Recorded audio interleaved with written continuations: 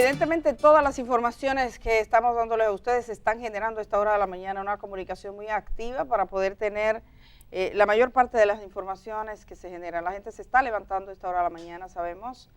La comunicación básica es que el presidente de Haití ha sido asesinado. Debo decir que algunos medios internacionales están diciendo que las imágenes que presentamos, vamos a presentarla de nuevo, nosotros no tenemos una certeza, no lo hemos verificado, pero algunos medios están notificando que esas imágenes corresponden al momento en que entra el comando armado, el grupo armado, a la residencia del presidente haitiano y lo asesina. Esas imágenes, dicen, fue en el momento, o sea que estas personas eran parte, que son imágenes captadas al momento en que se produce. También hemos recibido por dos vías diferentes imágenes de un tiroteo. No se ve nada, sino solo se escuchan tiroteos de manera persistente y permanente. Pero esto último vamos a esperar para su verificación. Estas imágenes las hemos compartido porque un periodista haitiano acreditado ha sido quien la ha compartido, aunque la estamos mirando también en otros medios, y en este caso ya un medio internacional asegura, y por eso se lo comento, que ese fue el momento. Evidentemente, todo este proceso pasa por posteriormente tener más y mejores informaciones. Nosotros hemos tenido contacto, Uchilora, con algunos periodistas haitianos tradicionalmente, también con periodistas internacionales que están en Haití y que hemos podido conversar en distintos momentos, pero uno marca ahora mismo y todo el mundo está trabajando. Si trabaja para una agencia internacional, está trabajando para su agencia. Esta noticia ya recorre el mundo. He leído periódicos desde Estados Unidos, España e Inglaterra que están poniendo en sus portadas el asesinato de un presidente. O sea, es una noticia que tiene una, digamos, una prominencia para estar en todos los diarios del mundo. La prensa internacional, las agencias internacionales están poniendo como un dato urgente que un comando armado ha ingresado a la casa del presidente, es su residencia particular, le ha asesinado a tiros a él y ha dejado herida grave a su esposa. Uchilora. Sí, bueno. Ya tenemos a Edwin Parizón, Uchi, lo puedes saludar. Pues adelante, muy buenos días, Edwin. Buenos días, Uchi, buenos días, Edith. Bueno, Sí, no es con tanto placer, porque es una noticia muy dolorosa, muy triste hoy para Haití. ¿A qué hora se ha enterado usted, Edwin, y qué es lo que sabe? ¿Cómo le llegó la noticia? Bueno, me llamaron a las 4:30 de la mañana, esta mañana, para pues darme la noticia que ya estaba siendo difundida por algunas emisoras en Haití, y también la oficina del primer ministro Claude Joseph, porque estamos en una situación donde tenemos dos primer ministros. Claude Joseph, que tenía que salir frente a Ariel Henry, que fue recientemente, hace unos apenas 2 o 3 días, nombrado por Jovenel Moïse, considerado en Haití como presidente de facto. Pues la noticia salió de esas fuentes, y luego el primer ministro Claude Joseph, quien tiene el control de la situación, porque Ariel Henry no pudo instalarse, el acto de instalación del nuevo primer ministro que estaba previsto para ayer en la tarde no se dio, así que quien tiene el control ahora de la situación es el primer ministro saliente, Claude Joseph. Él hizo publicar una nota formal de la oficina del primer ministro para dar los datos que ya ustedes tienen, que el público sabe, que fue un comando que atacó la residencia. Ese comando controló todo el perímetro alrededor de la casa de Jovenel Moïse en Pellerin 5. Eso, para la gente que conoce Haití, es la carretera que sale de Pétionville hacia Kenskov. Y Pellerin 5 es una zona altamente residencial, donde desde que asumió, desde la campaña, Jovenel Moïse vive en esa casa. Pero es una casa también, en otras oportunidades se había dicho que por la manera en la cual tienen que entrar, es una casa que no ofrece todas las condiciones de seguridad para que viva un mandatario. Bueno, eso es otra cosa. Entonces, Ahora, pues, Claude Joseph tiene el control de la situación, dijo que la policía ya ha recibido las instrucciones para poder asegurar de que no tengamos un día de violencia en Haití, pero no sabemos qué puede realmente pasar, porque hasta ahora no se sabe quiénes o compusieron, integraron ese comando, no se sabe. Se habla de que se escucharon algunos de los integrantes del comando hablar en español. Ya hay un rumor en los medios de comunicación de Haití de que pudieran ser colombianos y venezolanos. Eso es un rumor de una emisora en Haití, no es una información confirmada, pero ¿quiénes los contrataron? Sí son mercenarios. ¿Quiénes los contrataron? No, esa información todavía no lo hay. Ahora, ¿cómo va a reaccionar? ¿Cómo van a reaccionar los grupos armados? Que hay algunos de esos grupos son pro-gubernamental, es de pro-Jovenel, y otros son grupos que se oponen a Jovenel.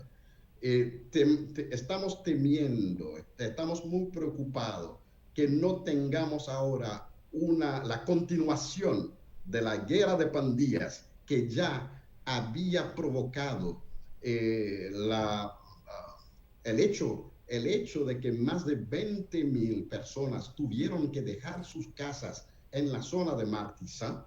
Ahora es un tema pendiente, no sabemos cómo van a reaccionar los grupos armados entre ellos y cómo va a reaccionar la oposición. Bueno, el día es muy temprano y estamos desde la República Dominicana dando seguimiento a la situación.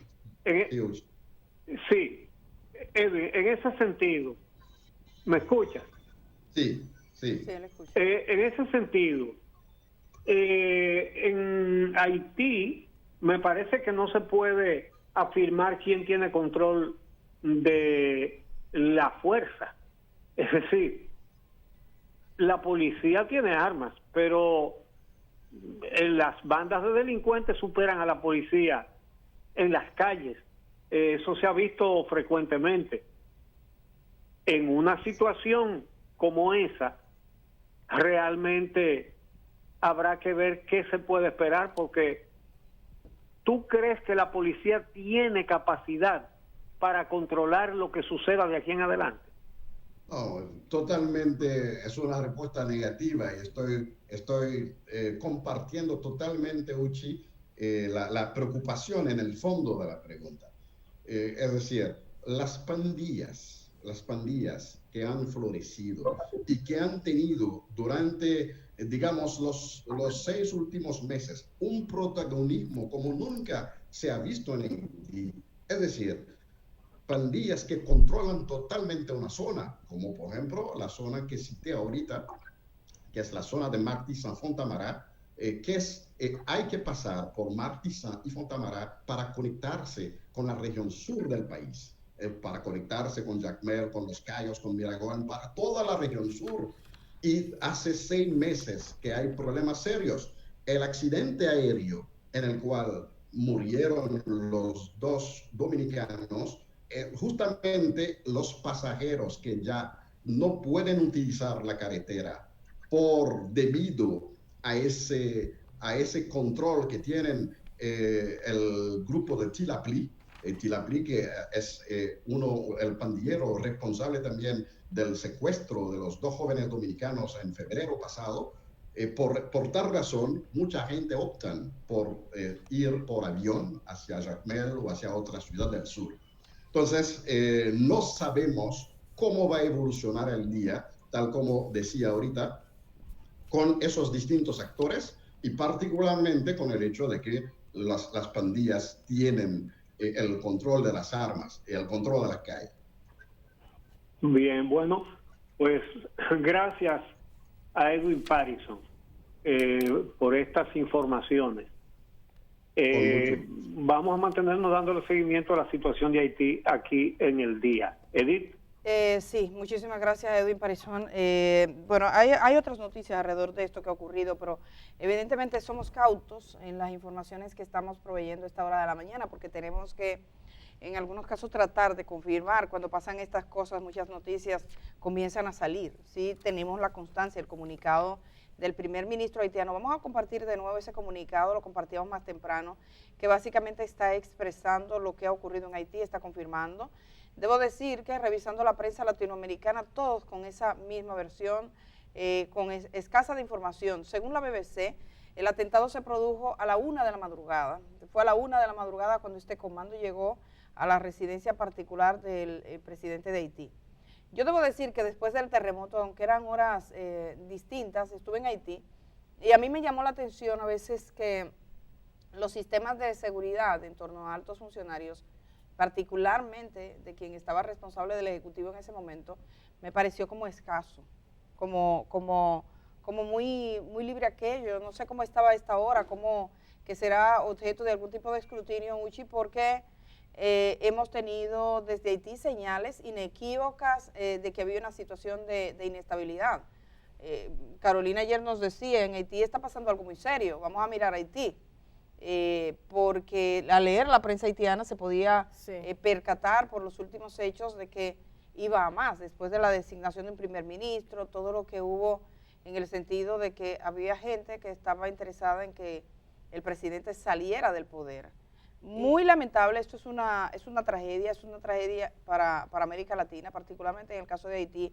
Es el pueblo que tiene unos niveles de pobreza más altos en América Latina, una situación de pandemia, evidentemente, y un desafío para la República Dominicana. Aunque nosotros estamos, por ejemplo, interactuando en espacios de comunicación de la prensa del Palacio Nacional de República Dominicana, algunos medios ya, varios, adelantan que el presidente de la República ha ordenado el cierre de la frontera y que estaría reunido con sectores militares. Estamos tratando también de confirmar, República Dominicana no ha emitido un comunicado oficial todavía hasta esta hora de la mañana. Pero sí que seguimos muy pendientes de cuanto ocurre, debo decir. Ayer cuando te mencionaba, sí, Edith, y a Don Uchi también, que me parecía que había que ponerle el ojo a Haití, a pesar de que ese país viene sobreviviendo una situación convulsa, muy marcada desde hace años, lo que viene pasando en el último mes y medio, 2 meses, 3 meses, es probablemente una situación sin precedentes y bueno, hoy definitivamente eso se confirma, más allá de cualquier tipo de apreciación. Ayer, cuando mencionaba eso en la reunión de producción, la noticia que había recibido era que el gobierno de Haití había concedido un descargo a exministros en un decreto por demás extremadamente polémico. Eso del descargo es algo que está institucionalizado para que lo haga el Congreso. Es más o menos un documento que establece no hay problema, quedan descargados, pueden salir de su función, no se ha encontrado ningún tipo de irregularidad ni nada, pero que eso lo haga el propio gobierno a través de un decreto, pues naturalmente generó una polémica muy marcada en Haití, sobre todo porque no hay precedentes exactamente como ese en cuanto al descargo, que sería un documento que acredita la limpieza de la gestión de los exfuncionarios y es un requisito necesario para presentarse como candidato en las próximas elecciones. Por tanto, ofreciendo desde el mismo gobierno una certificación de limpieza de la gestión de sus propios funcionarios, primero hay un conflicto de interés evidente, segundo hay una ocupación de funciones que no correspondía al Ejecutivo y tercero, allanaba el camino para que los exfuncionarios de ese gobierno pudieran presentarse o postularse a las candidaturas, quizás más relevantemente a la de la presidencia, en el caso de que la reforma constitucional haitiana que proponía el primer ministro no encontrase asidero ni apoyo, ¿no?, para su aprobación parlamentaria. Todo eso me dejaba ver que lo que estaba pasando ya era por encima de la ley, ya era por encima de los procesos.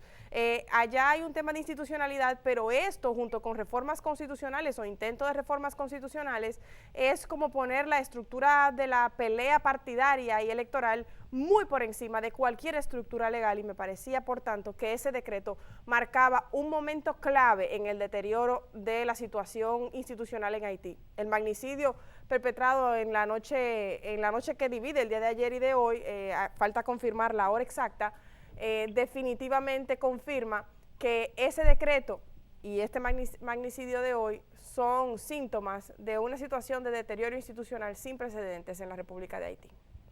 Sí, ya se confirma que el presidente Abinader convocó de urgencia a los mandos militares, que dispuso el cierre de la frontera, y que va a tener una reunión con los mandos militares para decidir el curso de acción frente a esta situación y las consecuencias que pudiera tener y que se debe evitar para la República Dominicana, que dispuso el reforzamiento urgente de la vigilancia en la frontera. Todo eso es lógico, ¿verdad? Entonces, esa es la situación hasta ahora. Evidentemente es la reacción que tiene que tener el gobierno dominicano frente a estos acontecimientos. Lamentablemente, tenemos un vecino eterno cuyos problemas internos no le permiten tener una vida de desarrollo, de expectativas para su población, ni nada de eso, una población numerosa. Y nosotros aquí sufrimos la consecuencia de todo eso.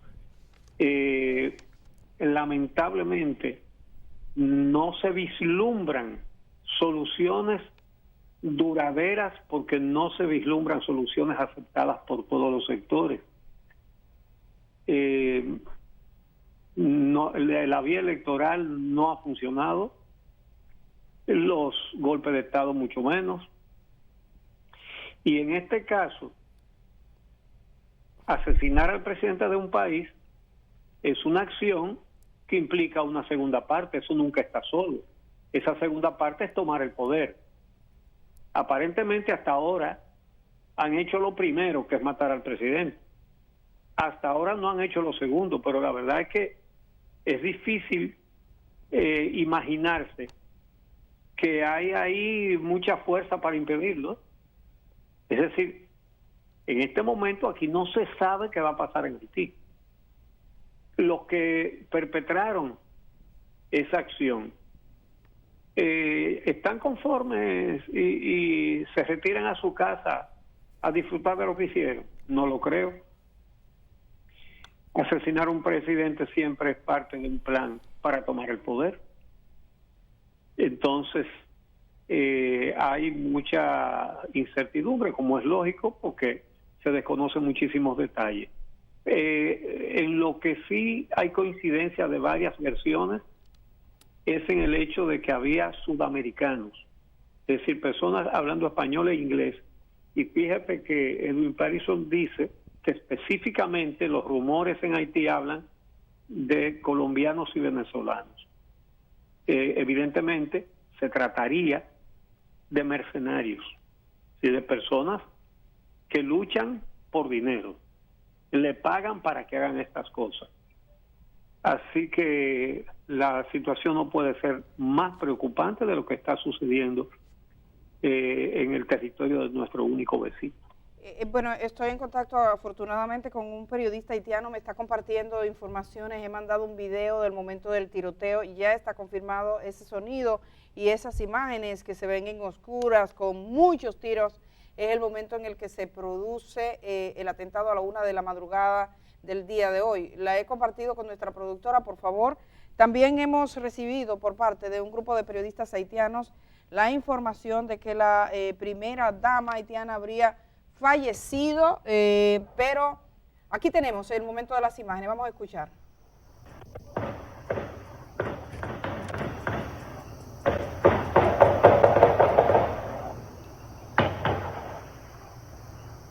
Es el momento en el que cae asesinado el presidente de Haití. Este video lo he recibido por parte de un periodista haitiano con quien tenemos contacto a esta hora de la mañana.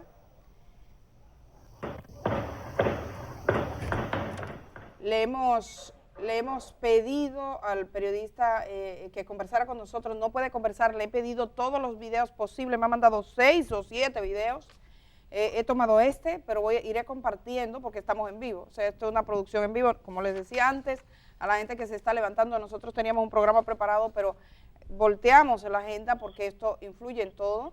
Me ha dicho un periodista haitiano que sí hay un medio de comunicación que está difundiendo en Haití que la primera dama habría fallecido. Yo he compartido una fotografía de la primera dama, no obstante, se sabe que fue sacada, que fue hospitalizada. Esta es una hora muy confusa, a mí me gusta en la medida de lo posible aproximarnos con rigor a los datos, para dar datos, por ejemplo, le puedo decir de ese tiroteo que lo estamos recibiendo de manos de un periodista de Haití. Otro periodista está informando, pero él lo está informando porque ha recibido el dato de un medio de comunicación haitiano, del fallecimiento de la primera dama. Mucha interacción, yo agradezco profundamente a los periodistas que desde Haití, bueno, muchos datos efectivamente, y también audio, estoy conversando con periodistas que hablan castellano, que trabajan en medios de comunicación de Haití y que tienen roles relevantes en su país, y le agradezco profundamente esa disponibilidad para tomar parte de su tiempo. Ya ustedes deben suponer lo que eso significa para un país, el asesinato de su presidente, Uchi Lora. Son momentos históricos y cruciales, es cuando se pone a prueba también la capacidad y la audacia del ejercicio periodístico para poder llevar los datos en situaciones tan confusas y tan adversas. Son los mismos periodistas que hablaban con nosotros, periodistas dominicanos, diciendo, miren señores, por ejemplo, cuando raptaron a los dominicanos en Haití, el mundo se dio cuenta que en Haití pasaba algo. Una de las cosas difíciles, decía, que tenemos los periodistas en Haití, decía uno de ellos, es que se informa todos los días, pero las cosas se quedan ahí, matan a un periodista, eso no trasciende necesariamente. Entonces, nosotros tenemos escasa práctica de cobertura directa en Haití. No tenemos corresponsales asignados, hay corresponsales que trabajan tanto en Haití como en República Dominicana. Yo también estoy entrando en contacto con periodistas que sé que desde Dominicana viajan con frecuencia a Haití y que trabajan para agencias internacionales. Hay una periodista también de otro medio latinoamericano con la que estoy haciendo contacto a esta hora de la mañana, pero no está accesible. La verdad que son horas cruciales e históricas y para la República Dominicana reviste una particular importancia. Dado el contexto, compartimos fronteras, una frontera que asegura Uchi Lora ya ha podido confirmar, se ordena su cierre al mismo tiempo que se toman las acciones militares. Ayer, Uchi, antes de que se produjera esto, se hablaba de que el consulado dominicano iba a ser reforzado. Nosotros necesitamos comunicación con las autoridades diplomáticas dominicanas en Haití, acreditadas en Haití. Yo supongo que también es de interés de verificar su situación porque son horas de confusión. Bueno, con todo esto que tenemos desde que abrió el programa, tenemos que referirnos a otra cosa, y es expresar nuestras condolencias a los familiares de Willy Rodríguez, el director de la emisora Z101, que falleció ayer de COVID. Y realmente todas las personas que participan en coros, en teteos y en todas esas cosas, obviamente que ninguno de esos va a pensar que ha tenido responsabilidad ninguno en que se muera alguien, pero sí la tiene. No solamente hay que observar las medidas, sino también hay que vacunarse, porque vacunándonos nos protegemos nosotros y contribuimos a que desaparezca la pandemia, que cada vez menos personas se contagien y por lo tanto que cada vez menos personas mueran. Nuestras condolencias, reitero, a los familiares de Willy Rodríguez. Tenemos muchos otros temas, vamos a seguir pendientes de lo de Haití y vamos a hacer entonces una pausa y regresamos en un momentito.